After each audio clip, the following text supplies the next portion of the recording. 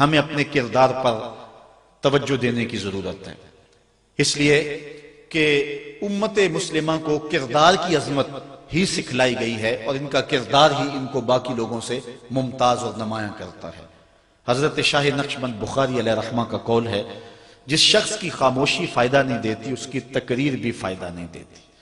مطلب کیا کہ جس کے کردار میں چمک نہیں اس کی گفتار بھی دلوں پہ نہیں اترتی۔ ہواؤں میں اڑتی ہوئی تتلیوں کی طرح لفظ اپنا رنگ تو جمائیں گے لیکن من میں نہیں اتریں گے، لفظ وہی اتریں گے جو دل سے نکلیں گے۔ از دل خیزت بر دل ریزت، اشہد بلال عند اللہ اشہد، بلال کی اشہد وہ دھوم مچا دیتی تھی کہ جو آج اشہد کے اندر بھی نہیں ہے، وہ خلوص کی کہانی تھی، وہ کردار کی برکت تھی۔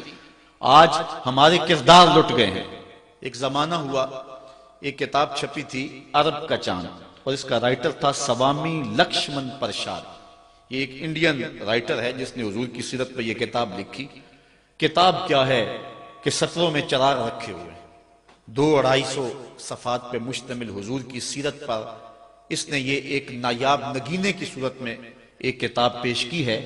کسی نے سوامی لکشمن پرساد کو کہا کہ تو مسلمانوں کے نبی کی سیرت پر اتنی خوبصورت کتاب لکھی کہ جو پڑھتا ہے اس کا ایمان تازہ ہوتا ہے، اس کتاب کو لکھ کر کے تو خود اس نبی آخر الزمان کا غلام کیوں نہیں بنا؟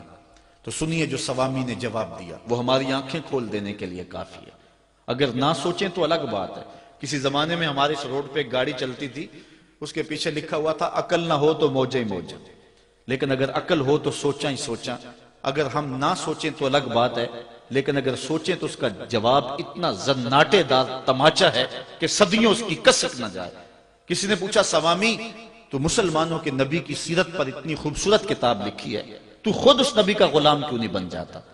تو اس نے کہا کہ جب میں مسلمانوں کے نبی کی سیرت پر کتاب لکھنے کے لیے بڑی بڑی امہات قطب سید کو پڑھا اور حضور کی عظمت کے گوشے اور حضور کی سیرت کے جمال مجھے نظر آئے، تو یہ جذبہ میرے دل میں بھی پیدا ہوا کہ میں اس آقا کا غلام بن جاؤں۔ لیکن جب میں موجودہ مسلمانوں کے کردار کو دیکھتا ہوں تو میں کہتا ہوں میں ہندو ہی ٹھیک ہوں۔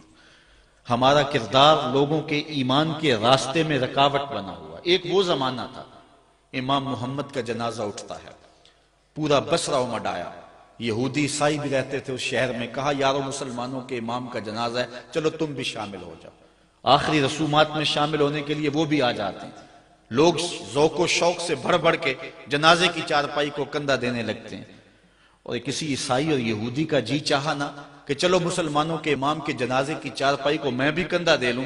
ہمیں تاریخ نے بتایا جو ہی اس کا کندھا امام کے جنازے کی چارپائی کو چھوا، لبوں پہ کلمہ جاری ہو گیا۔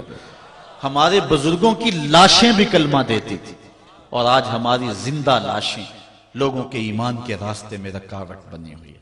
آج ہم کھڑے ہو کے دعویٰ تو کرتے ہیں کہ ہم امریکہ سے ٹکر لیں گے، ہم ٹکڑے ٹکڑے کر دیں گے، پاش پاش کر دیں گے، لیکن کبھی جھانک کر کے دیکھا، اپنی حالت دیکھی؟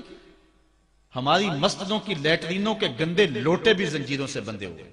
آج گرمی کا موسم ہے، اگر کوئی باہر واٹر کولر نصب کرتا ہے تو اس کے پاس جو گلاس رکھتا ہے اس کو زنجیروں سے باندھ کر کے رکھنا پڑتا ہے۔ تمہاری مساجد کے اندر جوتے اٹھائے جاتے ہیں۔ یہ ہے تمہارے کردار کی جھلک، اور دعویٰ دیکھیے کہ ہم امریکہ کے ٹکڑے کر دیں گے۔ لفظوں سے امریکہ نہیں ٹوٹے گا، ہم نے عمل دکھانا پڑے گا۔ صرف ہم ان کی طرف نفرت سے تھوک دیں تو ان کی توپوں میں کیڑے نہیں پڑ جائیں گے، ہمیں اس کے مقابلے میں کچھ کرنا ہوگا۔ آج ہم کہتے ہیں کہ ہم ٹکڑے کر کے رکھ دیں گے، لیکن اپنے کردار کو دیکھا، اپنے آپ کو تو بدلنے کے لیے ہم تیار نہیں ہیں۔ اپنی حالت کبھی ہم نے دیکھی ہم کس جگہ پہ کھڑے؟ اپنے آپ کو تبدیل کریں اور اپنے اندر تبدیلی لائیں، اپنے اندر ایک تغیر پیدا کریں اور اپنی ذات کو مؤثر بنائیں۔ بالخصوص جو ذمہ دار لوگ ہیں، جو وارثان محراب و منبر ہے، اگر جو بات کرتے ہیں اس کے پیچھے عمل کا زور ہوگا تو پھر بات اثر کرے گی۔